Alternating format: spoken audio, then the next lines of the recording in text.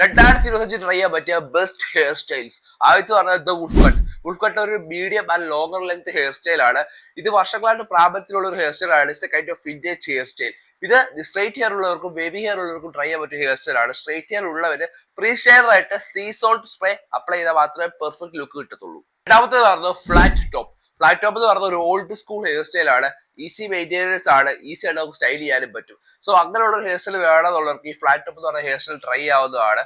ഇത് എല്ലാ hair type ഉള്ളവർക്കും ഈ ഒരു ഹെയർ സ്റ്റൈൽ ഈസി ആയിട്ട് സൂട്ട് ആവും. മൂന്നാമത്തെ പറഞ്ഞത് ബ്രോഫ്ലോ. ബ്രോഫ്ലോ എന്ന് പറയുന്നത് വളരെ കാഷ്വൽ ആയിട്ടുള്ള ഹെയർ സ്റ്റൈൽ ആണ്. ഇത് വുൾഫ് കട്ടിന് അത്ര ബാക്കിൽ ഹെയർ കാണുന്ന എന്തൊരു സംഭവം മാത്രമല്ല, ടോപ്പിൽ അത്യാവശ്യം ഹെയർ കാണും. ഇത് വേവി ഹെയർ ഉള്ളവർക്കായിരിക്കും പെർഫെക്റ്റ് ആയിട്ട് സ്റ്റൈൽ ചെയ്യാൻ പറ്റുന്നത്. സ്ട്രൈറ്റ് ഉള്ളവർക്കും ട്രൈ ചെയ്യാൻ പറ്റും.